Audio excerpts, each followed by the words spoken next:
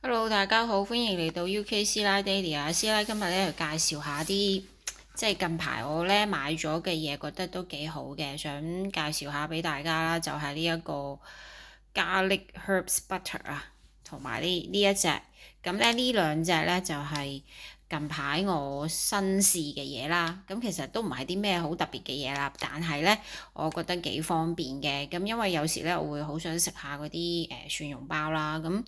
哇！你又要剁蒜頭，又要用牛油，又要整咁，即係整一大輪先有嚿蒜蓉包食。咁平時超市買嗰啲咧係好方便，嗰啲一擺落去焗爐咧就得㗎啦。咁但係咧嗰啲超市嗰啲嘅garlic bread 咧，其實佢用嗰啲油咧全部都係rapeseed oil，即係植物油，咁我又唔係想食太多嗰隻，咁所以咧就買咗呢隻就係咧佢係咧草字嘅牛油嚟嘅，咁咧佢咧呢一隻咧裏邊仲要加咗有加力喺裏邊啦，咁咧好細條嘅咋，佢都幾貴下，佢仲有啲 herbs 喺裏邊，咁咧加咗落去咧，其實咧就佢成條嘢打開咧就係咁樣嘅。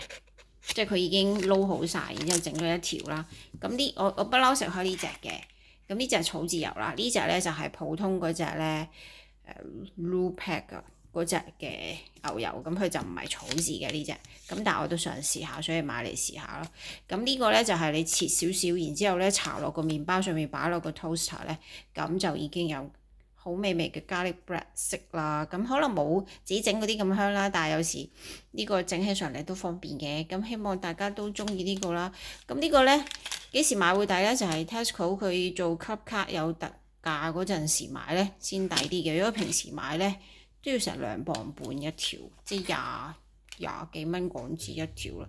如果佢減起價上嚟呢，就大約係2磅一條就最抵咯。好啦，希望大家中意我呢個介紹啊！下條片見，記得訂閱我個頻道啊！拜拜。